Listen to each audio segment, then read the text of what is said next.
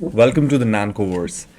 It's the 16th of Feb 2022, and I would like to start today's podcast by reading an excerpt from a book that I'm reading, which is called Psycho-Cybernetics, written by Maxwell Maltz.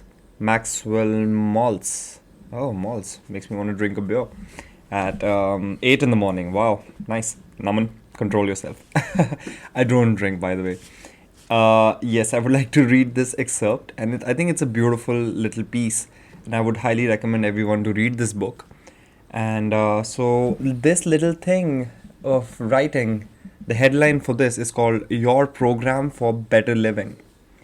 And it goes, in my opinion, during the past 30 years, psychology has become far too pessimistic regarding man and his potentiality for both change and greatness. Since psychologists and psychiatrists deal with so called abnormal people, the literature is almost exclusively taken up with the man's various abnormalities, his tendencies towards self destruction.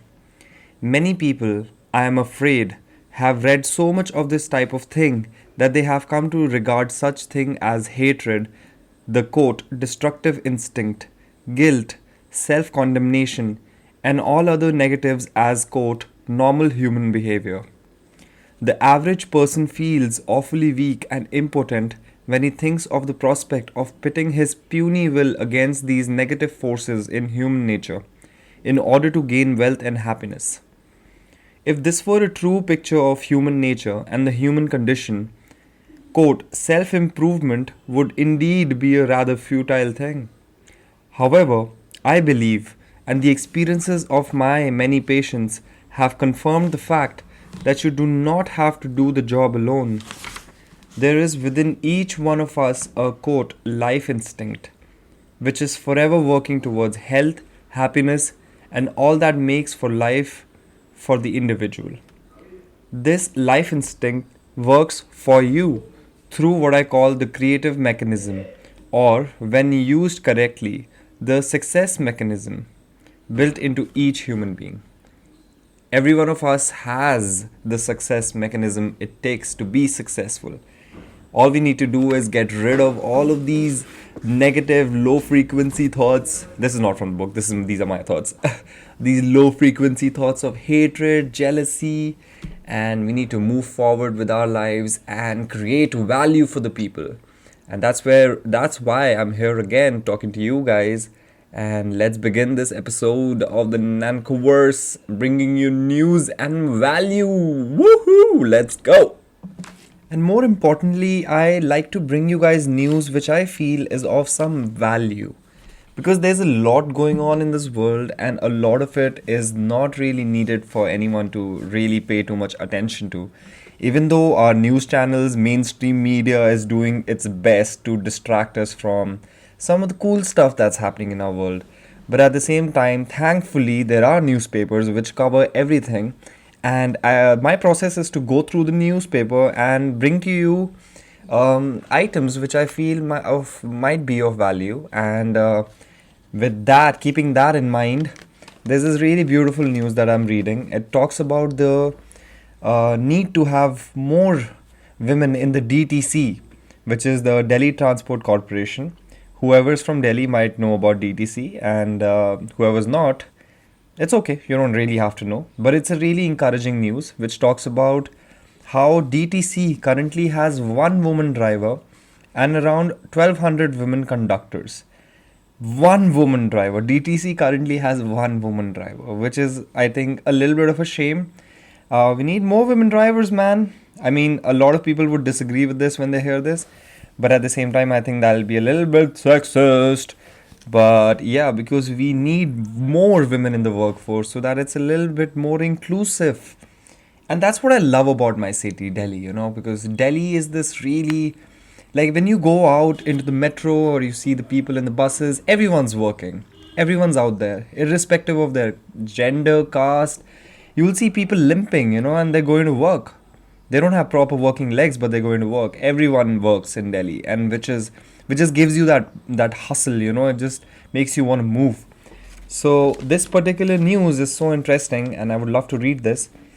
To encourage more women in the fleet, No prior experience needed for women who want to drive DTC buses. Even though the headline is extremely misleading, if we get into the fine print, it says to encourage more women to take up driving jobs, the Transport Department has decided to provide relaxation in eligibility criteria for women who want to join the DTC, which is the Delhi Transport Corporation, as well as the cluster bus services run by the DIMTS, which I don't know what it means. DIMTS? Anyway, under the new scheme, women need not have any prior experience to apply for the post.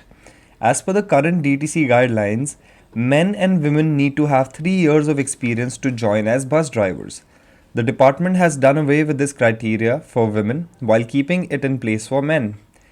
The Transport Department has, however, kept the condition that women applying for the post should have a valid heavy vehicle license issued by the DTA, which is Delhi Transport Authority. So the criteria for having 3 years of experience has been taken away to be a driver for the DTC, but they have to have a license. Fair enough, I guess. Especially considering we just have one woman driver, which is what? I've never seen a DTC woman driver. Yeah. After passing the fitness and driving test, the department will provide a 1 month course to women at Burari Testing Center in a tie up with Ashok Leyland, which provides the course. Though the fee for this course is rupees 10,000 per month, the government has decided to make it free for women. Further, the department will also provide a small stipend to women during the training period. Quote, the stipend amount is yet to be decided, but it will be around 8 to 10,000. Also, it will be half-day training, so the women can take care of any other work in the second half. The relaxation is being given so more women can join the fleet, said a senior transport official. There are 13 women who have so far passed the driving test, and 12 of them are ready to take the course. Quote, we have women taxi drivers, but there is a barrier when it comes to driving buses, and the department is now trying to remove that. We now have low floor buses with seat adjustment facilities. Upcoming buses are also designed and manufactured in a way that women drivers can handle them easily, said Ashish Kundra, a special secretary and transport commissioner. Another senior official added that women drivers will also have to go through an in-house training course provided by the DTC at the Nandanagari depot, following which they will be appointed for the job. Quote, some people think that women cannot handle a bus and accidents will increase if they become drivers. We want to debunk this myth. 12 drivers currently fit for the job have cleared the test. Women are flying fighter planes, going to space, handling trains, metros. Then what is the issue with the bus? We want more women to join the city's transport force and make roads safer for the pedestrians as well as commuters. It will also give a sense of safety to women and young girls who travel late at night, said an official.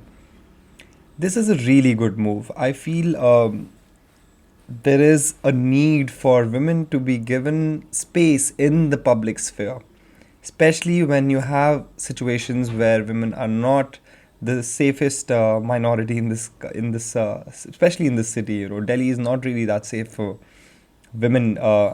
It's relatively safe, but at the same time, you would want to hear from women and their experiences. So I personally feel it's a really, really good initiative by the transport department, and I hope more women are able to make it. A draft is ready and has been forwarded to the transport minister for final approval. The new guidelines will be implemented by the month end, and the course will start in March.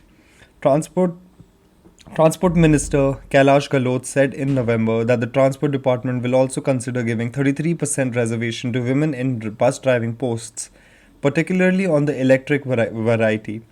The DTC has one woman driver and around 1200 women conductors. We do have a lot of women conductors, but we have one woman driver. And with this move, hopefully we will have more women drivers. And let's see how this goes.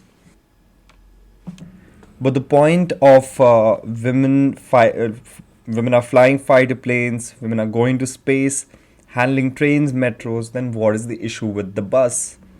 What is the issue with the bus? Let them drive a damn bus, We need more inclusivity. We need people to get jobs, and the more women that work, especially in jobs like these, where the public is involved, it sends out a good message to the society. And I hope this really works out. And soon we have more women drivers in the DTC. Kudos.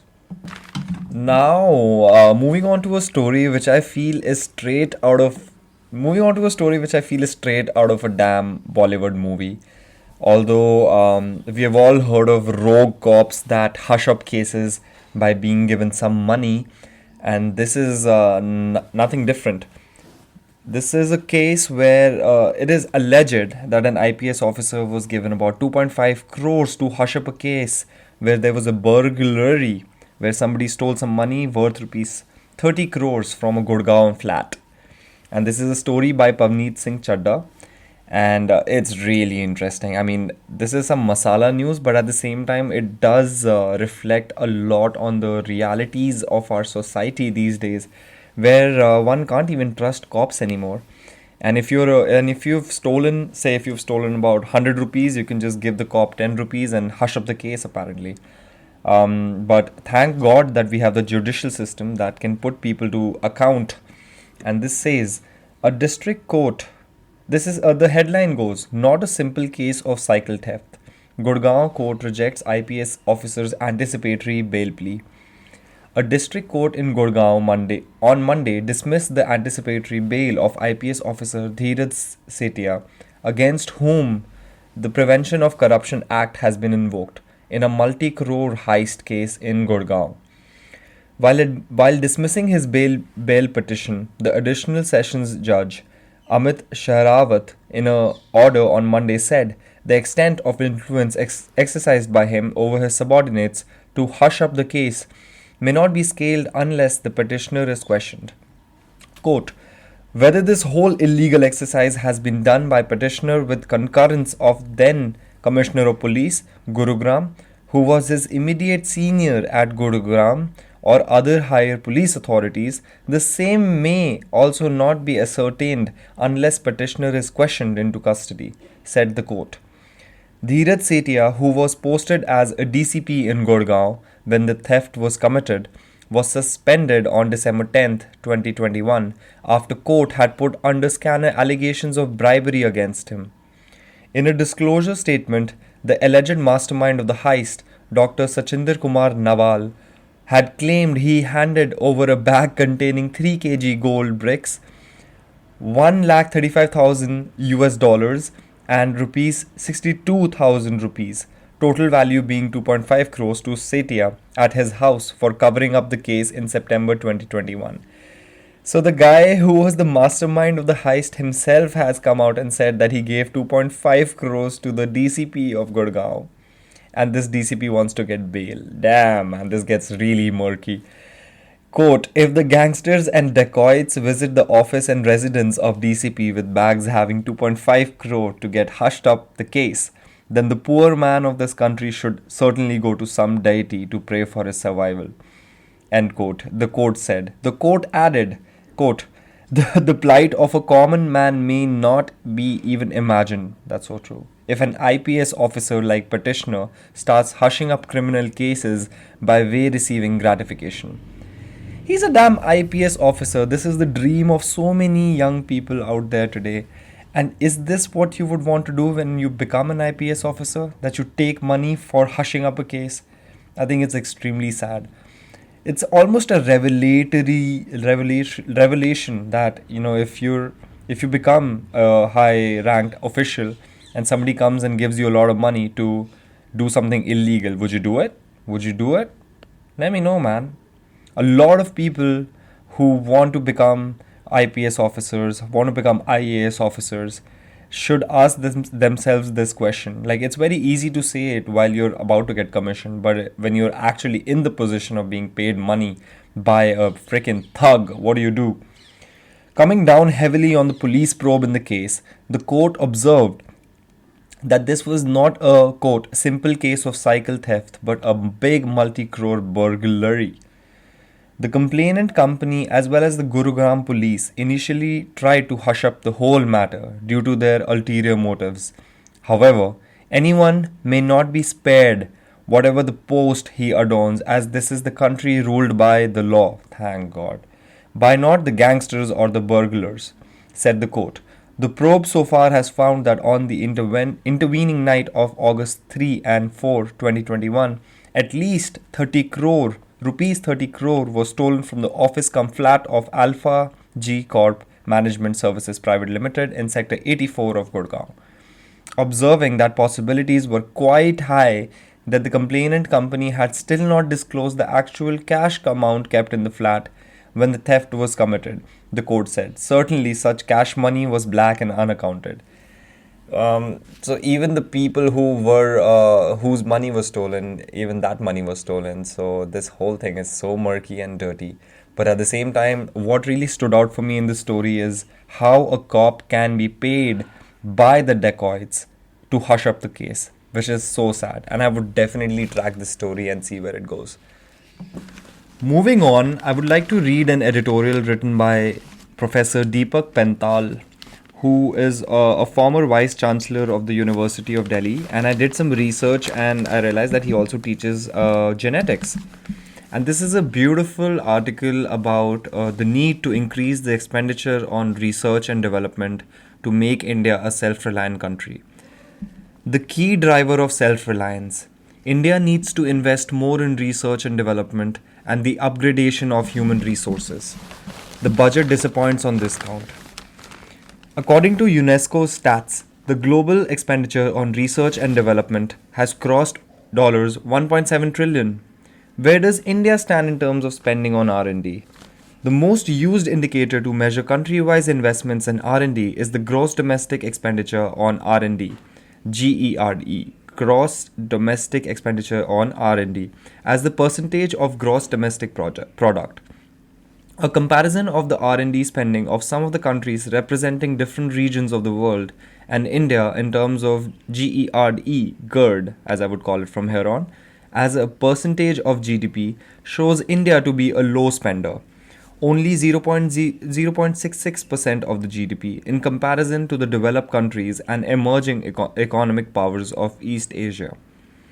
Worse still, the percentage expenditure for the last couple of years is showing a downward trend.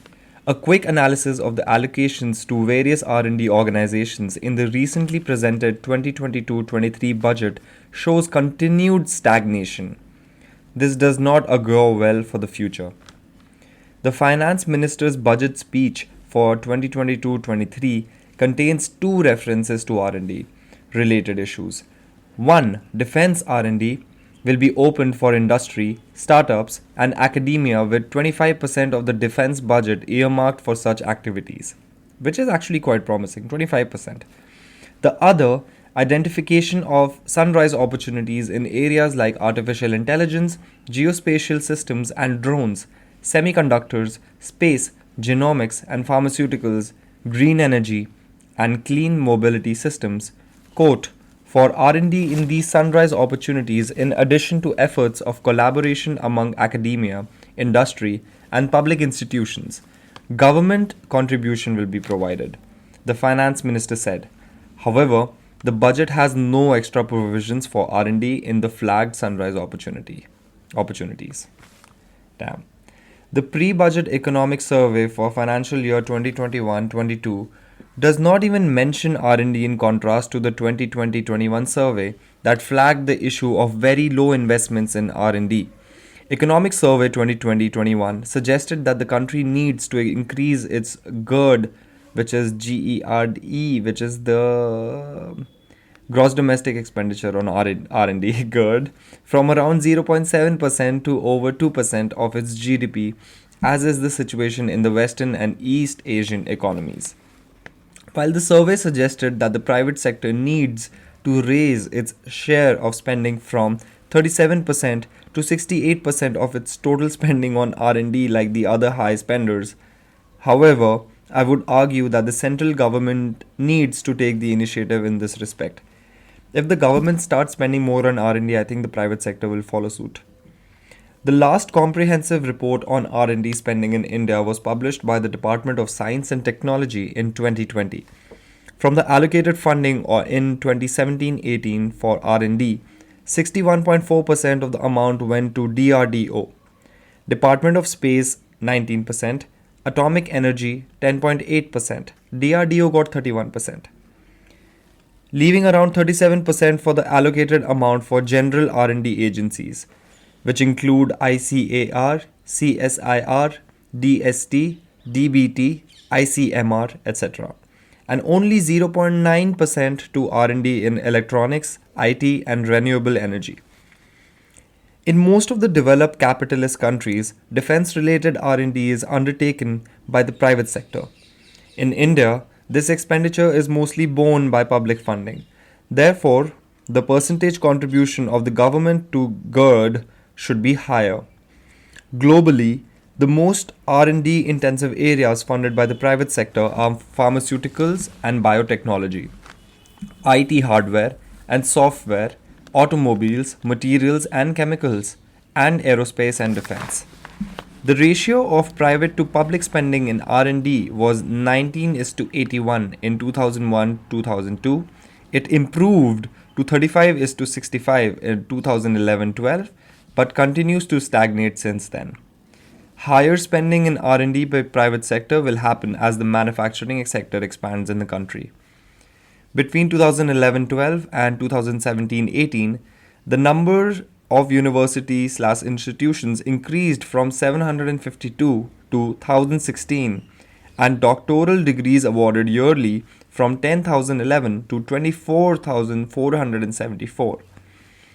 The increase in the number of universities, institutions, and the number of doctoral students is not commensurate with the meager increase in funding, leading to deterioration in the standards of R&D work at the doctoral level. The situation is particularly grim in the universities that depend on the DST, DBT, ICMR, and CSIR under their extramural support system.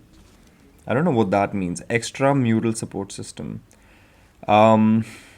The National Educational Policy (NEP) of 2020 states, quote, research and innovation at education institutions in India, particularly those that are engaged in higher education, is critical.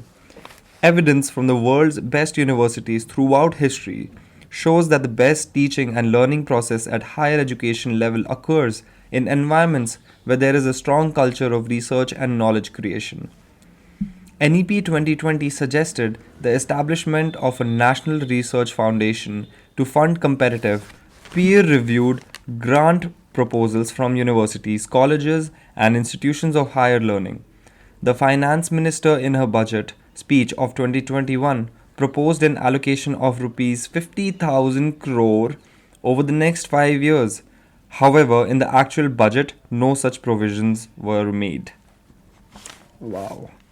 So the establishment of a national research foundation lays in the dreams of our planning. The center needs to cover the current deficits in R&D and cater to the present and future needs by committing to raise the spending on R&D to at least 1% of the GDP. Come on, man, do it. An increase of around 80% in the public spending on R&D would be required to achieve this. The amount of rupees 50,000 crores committed in the 2020-21 budget to establish NRF, which is the National Research Foundation, could be immediately used to plug the deficits in the extramural grants provided to the autonomous universities and institutions by CSIR, DST, SERB, DBT, ICMR, and ICAR, and other agencies. The SERB, which is Science Engineering Research Board, SERB, Science Engineering Research Board, that's already performing the job of funding projects on a competitive basis, can be upgraded to play the role envisaged for NRF. A virtual platform that will hold all the information on the projects granted with public funding could be developed for better information sharing. While increased allocations, joint R&D projects between public institutions and startups/industries could also be supported. Funding of projects could become comprehensive and cover their entire expenditure.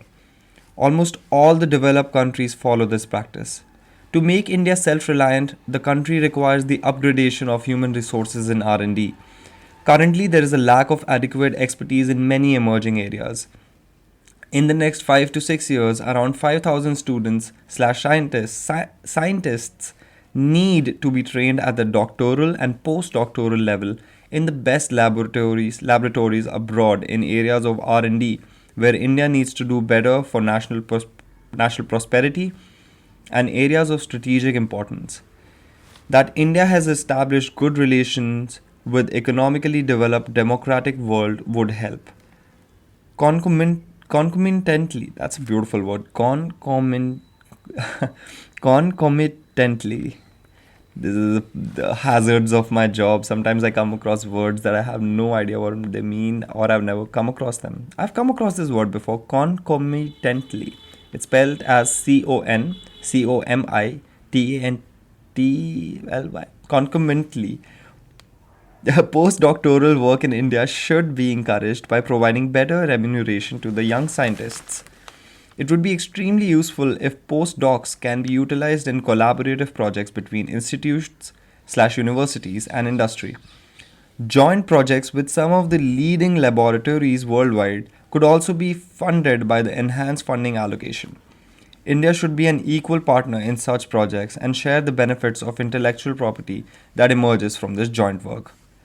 To move from the stagnation in R&D to a more dynamic ecosystem would require action on many fronts. Science and technology departments will have to work out how to fast track decision making, information sharing, and allow investigators more flexibility in utilizing the funds. It will be useful if the science academies of India become more communicative, both with the public and government, on issues related to R&D. A commitment from the center to raise GERD to 1% of the GDP in the next 3 years could be one of the most consequential decisions taken in the 75th year of India's independence. I think that's a beautiful article written by Deepak Pental, sir. And India definitely needs to raise its expenditure in R&D so that we have intellectual property that we can use for the development of this country. And there are a lot of aspects, especially in the sunrise opportunities, such as artificial intelligence and geospatial systems, drones, semiconductors, space, genomics, pharmaceuticals, biotechnology, IT, hardware. So much to develop, so much to develop in this country. And there are so many young scientists who would love an opportunity to be given good infrastructure to create something and also collaborate with the world. That's very important. India needs to communicate and collaborate with the world. And if we increase our expenditure, then we will have at least a lot more robust infrastructure and more confident scientists who can go out and create more stuff. So, yeah, I hope this does happen and such articles should be there more often. Thank you, Deepak, sir. Moving on, I would want to read this write-up written by Apurva Vishwanath from the Indian Express, which talks about the meaning of public order from the lens of the Constitution and the constitutional provision for curbing freedoms.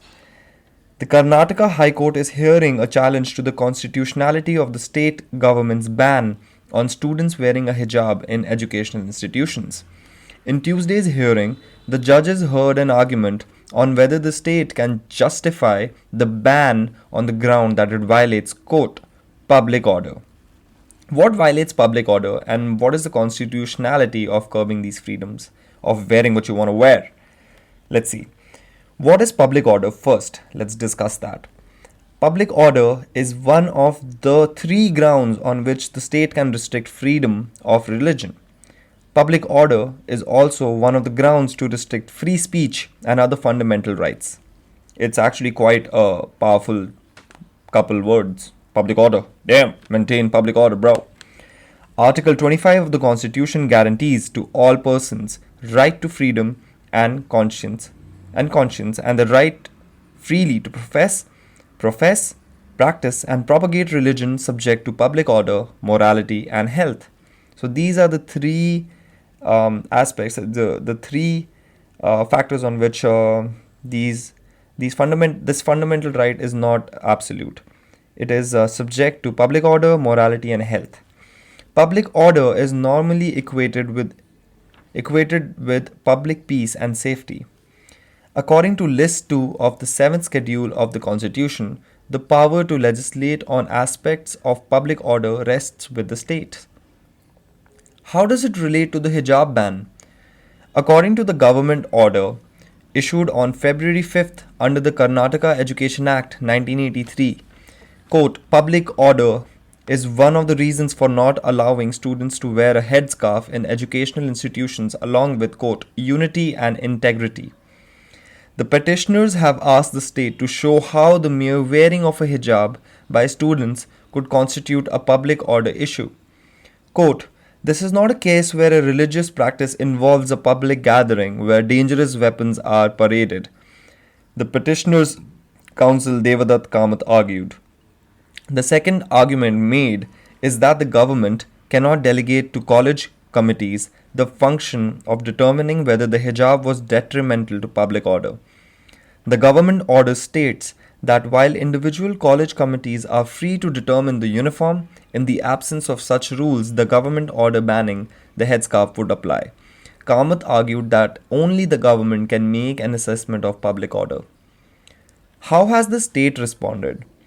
Karnataka's Advocate General has argued that the government order makes no mention of, quote, public order, and that the petitioner's reading of the order could be an error in translation. Damn. The order in Kannada uses the words, quote, Sarvajanika Suvyavasthe. Of the three judges of the bench headed, I really don't know what that means. Sarvajan, like well, all the people. Suvyavasthe. Of the three judges of the bench headed by Chief Justice Rituraj Avasthi, both or other judges, Justices Krishna Dikshit and Jay Bunisa Khazi, are conversant in Kannada. While Justice Dikshit observed that the interpretation of the petitioners might not strictly apply, he asked for an official translation. Incidentally, the official Kannada translation of the constitution uses Sarvajanika Suvyavasthe for public order in all, okay, that is what it means, public order in all 9 instances. How has public order been interpreted by courts? What affects public order is contextual and is determined by the state, but courts have broadly interpreted it to mean something that affects the community at large and not a few individuals. In Ram Manohar Lohia vs. State of Bihar 1965, the Supreme Court held that in the case of, quote, public order, the community or the public at large have to be affected by a particular action. Quote, the contravention of law always affects order, but before it can be said to affect public order, it must affect the community or public at large. One has to imagine 3 concentric circles, the largest representing law and order, the next representing public order, and the smallest representing security of state. In the Karnataka case, the petitioners have argued, quote, public order is not every breach of law and order. Public order is an aggravated form of disturbance that is much higher than a law and order issue.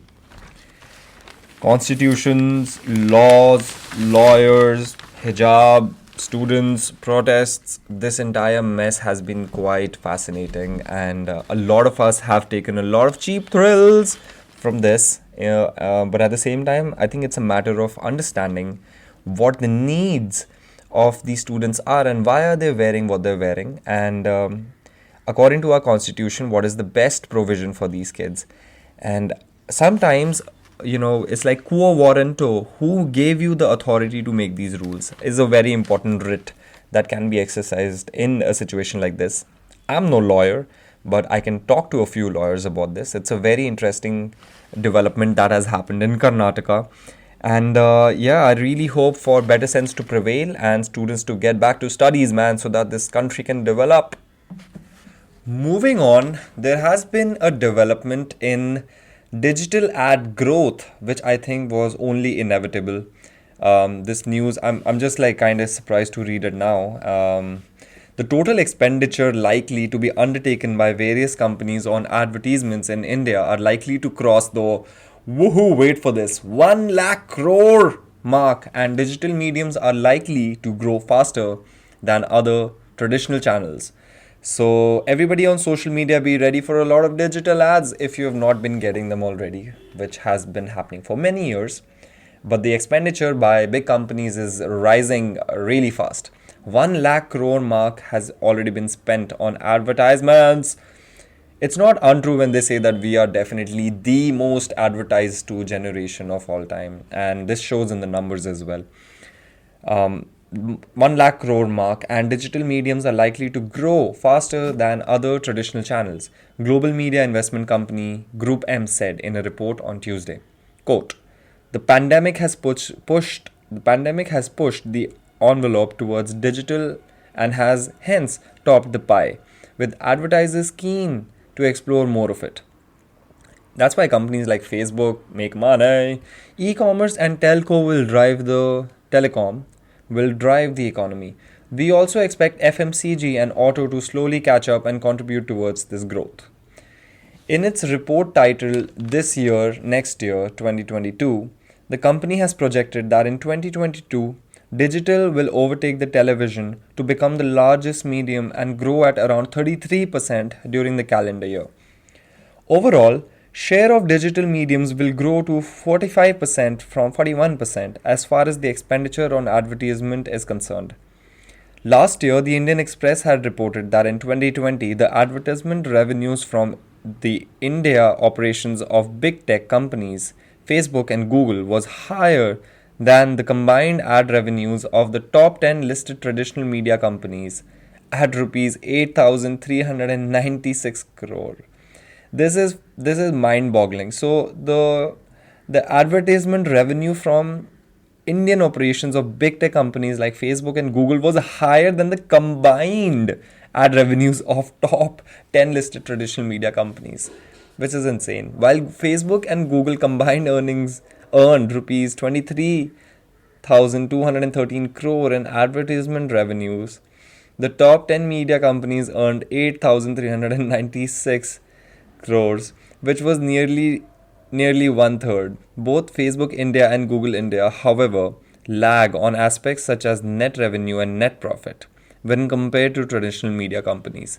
For example, while Facebook India reported a net revenue of rupees 1481 crore and Google India reported a net revenue of 6386 crore, Z Entertainment Enterprises reported a net revenue of 7,729 crores. So gross is higher for these tech companies, but net is higher for companies like Z. Nice.